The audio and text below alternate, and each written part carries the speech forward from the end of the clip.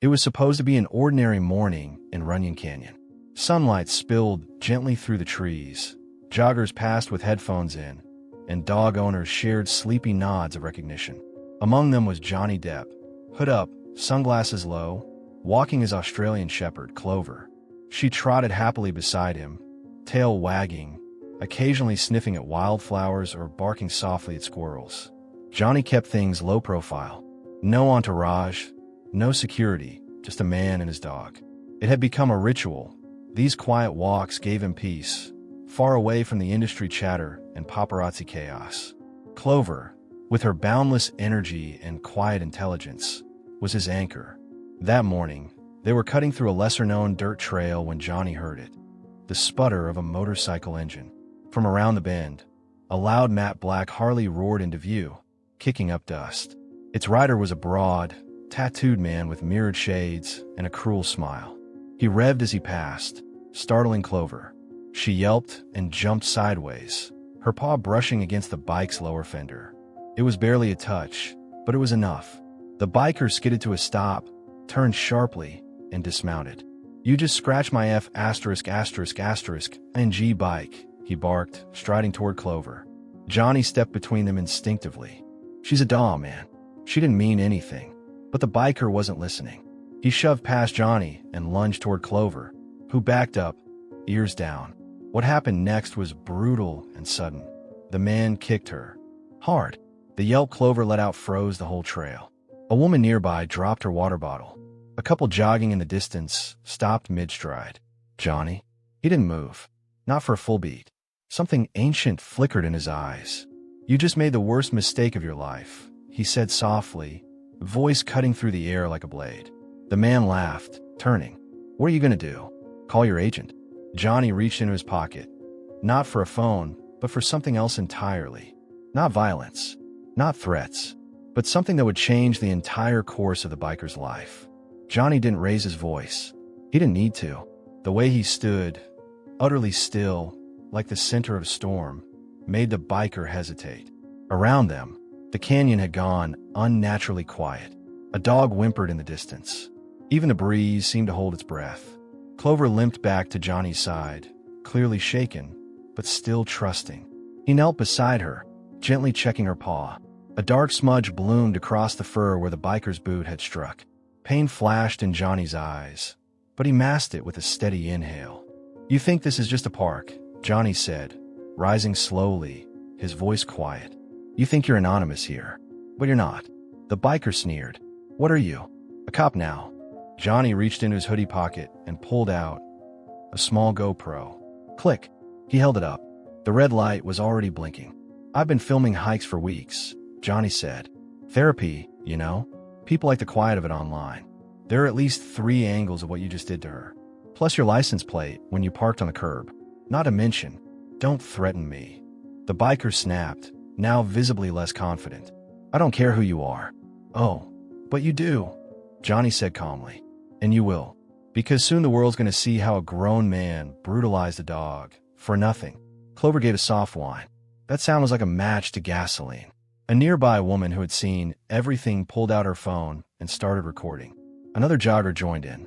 Eyes turned. Phones came up. The biker looked around and saw what was happening. Witnesses. Cameras. And Johnny Depp standing there. Not yelling.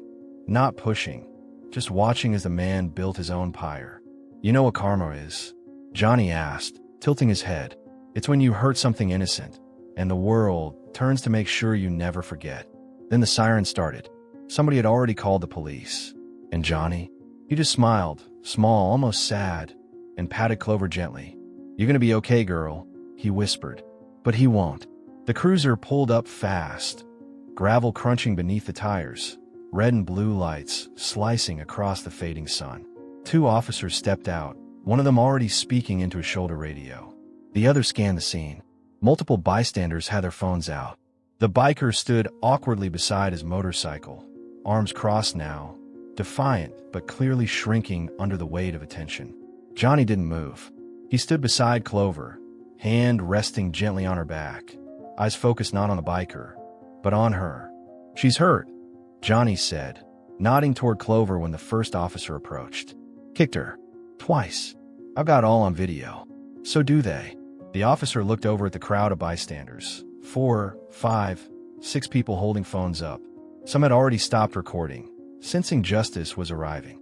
Others kept filming, unwilling to miss the moment. Sir, the officer addressed the biker. We need to speak with you. I didn't know it was his dog, the biker snapped. You didn't need to know whose dog it was, Johnny said softly, but clearly. You just needed to not be cruel. Clover sat beside him, watching the biker with wide eyes, half fear, half understanding. Dogs always seem to know. The officer took statements. Another officer began reviewing the footage, and as the pieces fell together, the biker's facade began to crumble. His voice turned defensive, then quieter, then silent. I'm pressing charges, Johnny added quietly. Not for me. For her. The officers nodded. But what Johnny didn't say out loud, what only his eyes carried, was older, deeper. This wasn't about fame. It wasn't even about the law. It was about the line people cross when they think no one is watching. And how sometimes the universe makes sure someone is. As the biker was gently but firmly led toward the squad car, the murmurs of the crowd changed, from disbelief to approval. Some recognized Johnny now. Others just recognized a good man, standing up when it mattered. One child tugged her father's sleeve and whispered, "That's Captain Jack Sparrow." Johnny glanced over and smiled, just barely. Then he turned back to Clover. "Come on," he whispered. "Let's get you checked out." She wagged her tail, just once, but it was enough. Johnny carried Clover gently into his black SUV, the rear seats already folded down and lined with a soft blanket. He never went anywhere without preparing for her comfort. As he settled her in, his phone buzzed. Not from his manager, not from a tabloid, though they'd come, but from an old friend, Doug, his neighbor, who had already seen the video circulating on social media. "You all right?" The message read. "It's everywhere already." Johnny stared at it for a moment, then put the phone away. The world could wait. He slid into the driver's seat and took one last look through the rearview mirror at the crowd slowly dispersing. The biker was gone. The police cruiser too. The canyon had returned to its strange, aching stillness. Sunlight now curling behind the hills, the sky turning orange. As he drove, Clover rested her chin on her paws. She looked up at him now and then, as if sensing something new had passed between them. Not just protection, but a kind of sacred promise. The animal hospital sat quietly at the edge of Laurel Canyon. The vet on call, Dr. Ramos, had stayed late after hearing from a mutual friend who caught the video online. She met Johnny at the side door. "Let's take a look," she said softly, kneeling next to Clover. "She's lucky you were there." Johnny didn't answer right away. His eyes were on the fading bruises along Clover's side, just beneath her thick fur. "She's not lucky," he said. "She's loved. That's all." Dr. Ramos looked up, meeting his gaze, and for a moment neither of them spoke. Some things didn't need words. Inside, Clover was calm. She trusted the room, trusted the vet. Johnny paced a bit, fidgeting with his rings, brushing hair out of his face, until finally the vet stepped out with a small smile. "No fractures. Some bruising, a little swelling, but she's going to be just fine. She's strong." Johnny exhaled, slow and deep. "Stronger than me. Sometimes." As they left the clinic, the first notification finally came through, a message from his agent. "The video's viral. 4 million views in 3 hours. Press wants a statement." Johnny didn't reply. He looked down at Clover, who sat beside him in the parking lot under the rising moon. For him, the story was over. But for the world, it was just beginning.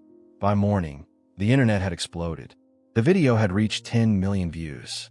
Headlines flooded every corner of the media world. Johnny Depp confronts violent biker to save dog. Depp's quiet hero moment caught on camera. Who attacks a dog in Laurel Canyon? Across platforms, users reposted the clip with emotional captions, some crying over Clover's gentle whimper, others praising Johnny's restrained, almost cinematic confrontation. The biker's identity remained unknown, his face partially obscured in the video, but digital sleuths were already narrowing in. Johnny, meanwhile, sat in his small garden with Clover lying beside him on the stone patio. A mug of black coffee steamed in his hand, untouched. He didn't feel like a hero. He'd been in countless films, thrown punches, delivered lines that would live forever, but none of it felt like this. This was raw, unscripted, the kind of moment where instinct speaks before reason. And all he had cared about, truly, was Clover. A text came in from Vanessa, the mother of his children. "I saw what happened. Proud of you. The kids are too." He smiled. That meant more than the views, the headlines, all of it. Then another buzz, an email this time, from a small animal rights organization in Silver Lake. They asked if he'd consider lending his voice to a local campaign against animal cruelty. He didn't hesitate.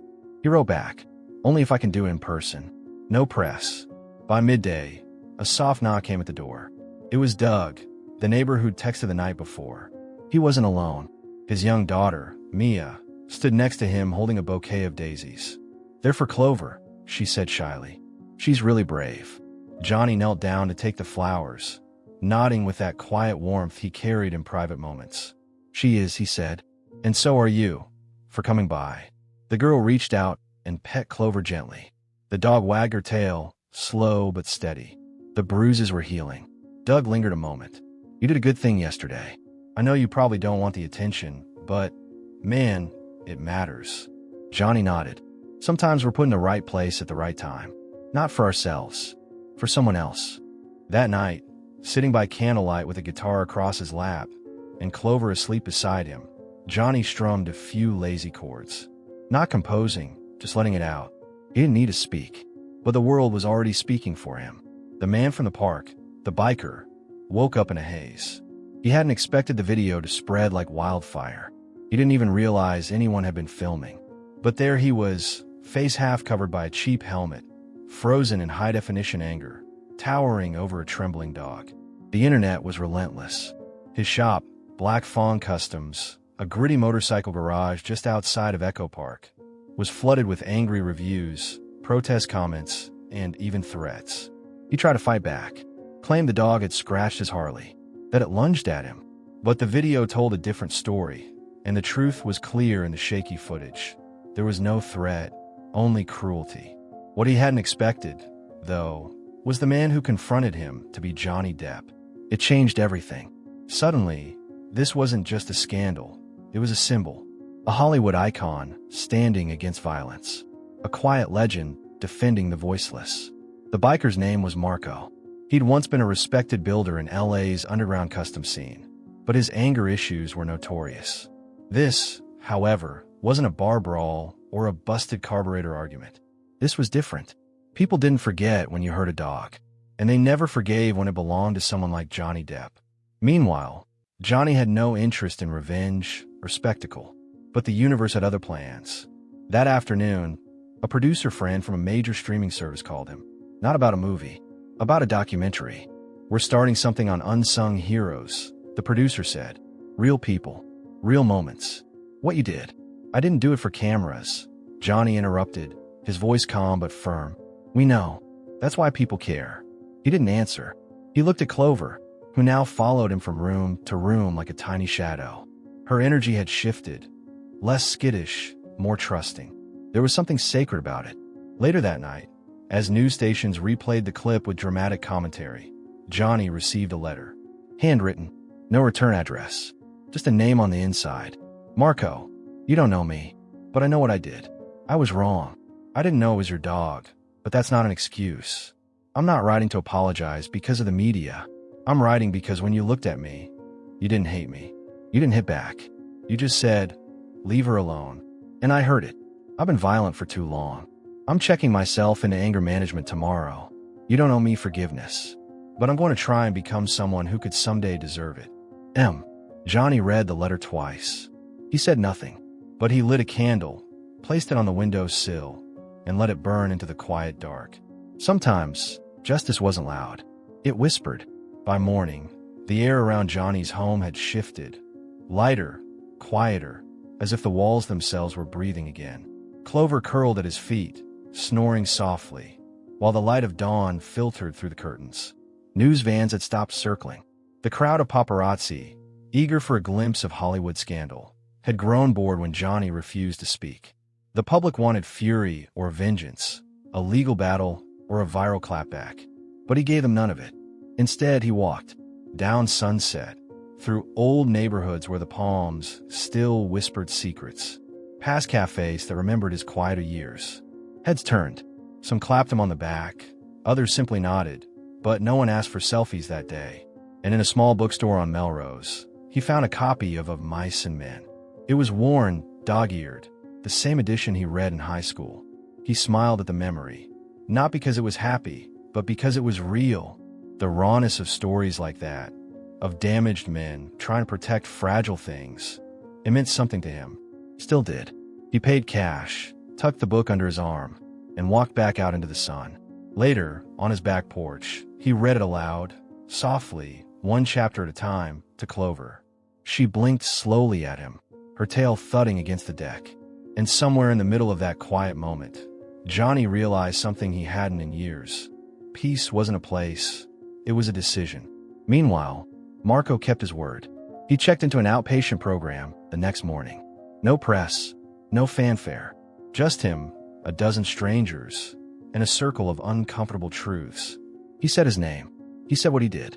Some flinched, a few judged, but one woman, a retired Navy vet with sleeve tattoos and a cane, looked him dead in the eye and said, "You showed up.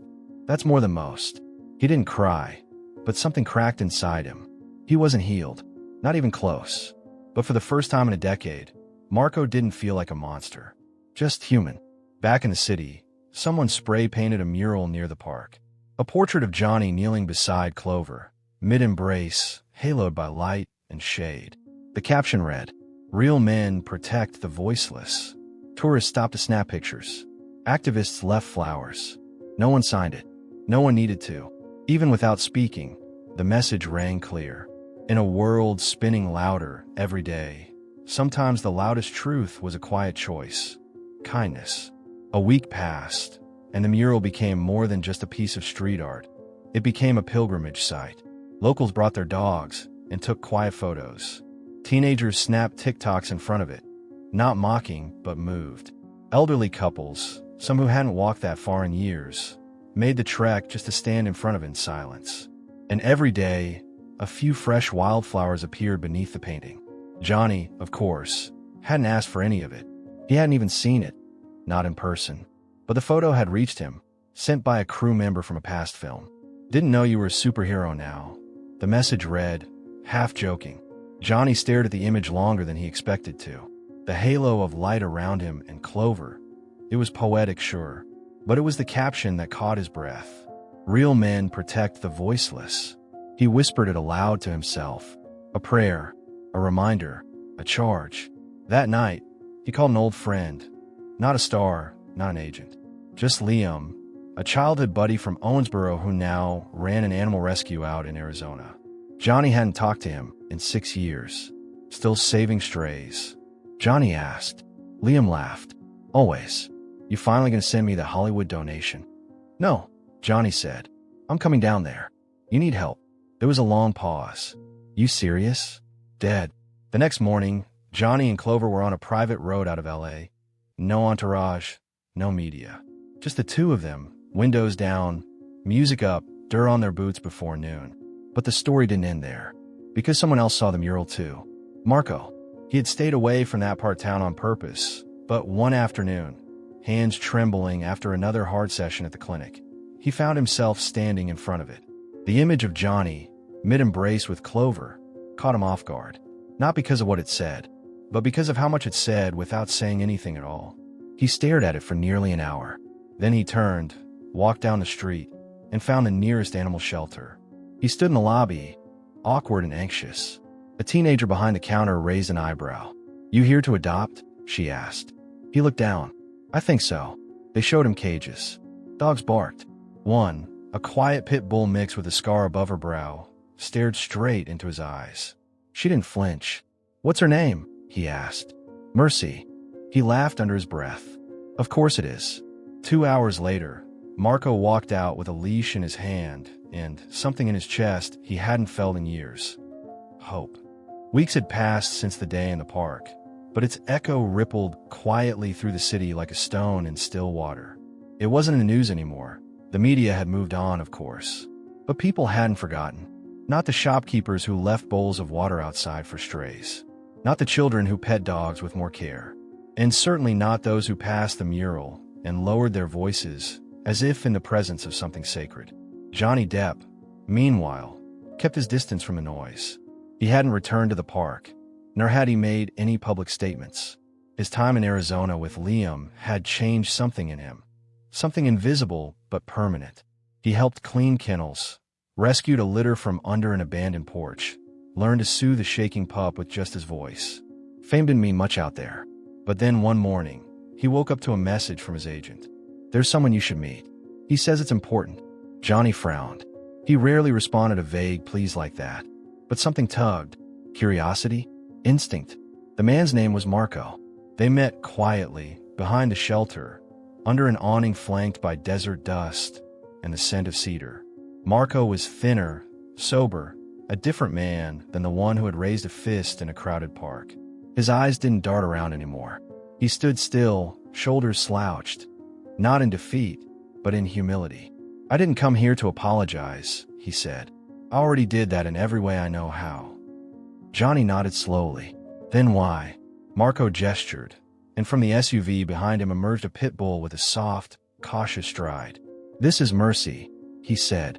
"She saved me." Johnny looked down. Clover, now resting beside him, sniffed the air once and let out a calm sigh. Somehow, she approved. Marco's voice cracked. "I still wake up hearing that day in my head. The sound of her whimpering. Your voice.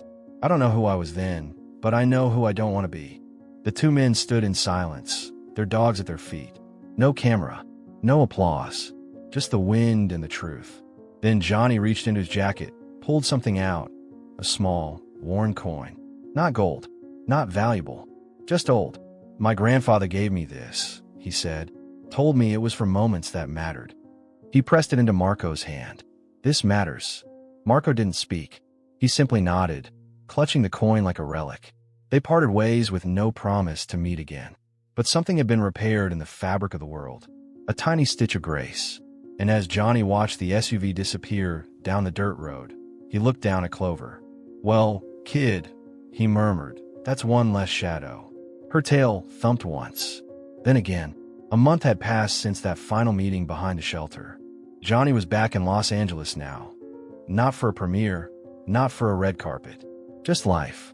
A quieter version of it, tucked away in the hills where the city hum buzzed from a distance like some half-forgotten dream.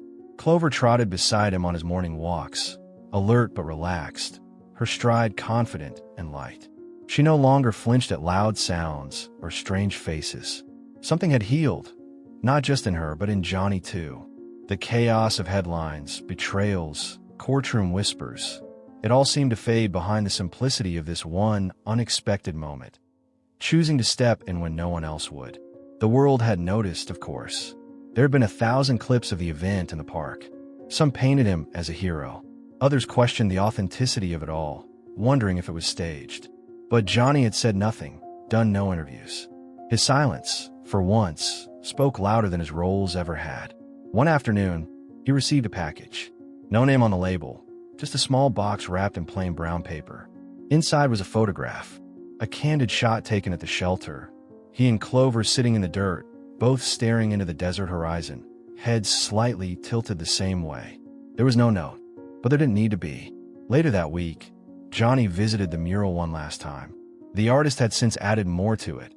A cascade of dog behind Clover, each painted with soulful eyes and unique marks, like guardian spirits watching from beyond.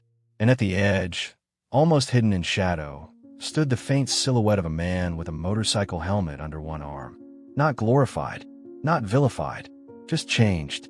Johnny lit a cigarette, took a single drag, then put it out carefully and tucked it back into his pocket. He looked up at the mural, then down at Clover. "You ready to go home, girl?" She wagged her tail once, softly, steadily. As they walked away, the setting sun painted them gold.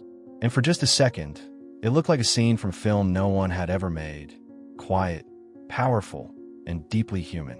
The kind that doesn't need an audience to matter. If this story moved you even a little, don't forget to like, subscribe, and hit that bell icon so you never miss our next one. We've got more real, raw, and unexpected stories coming your way. Just click on the video on your screen right now to dive into another powerful moment.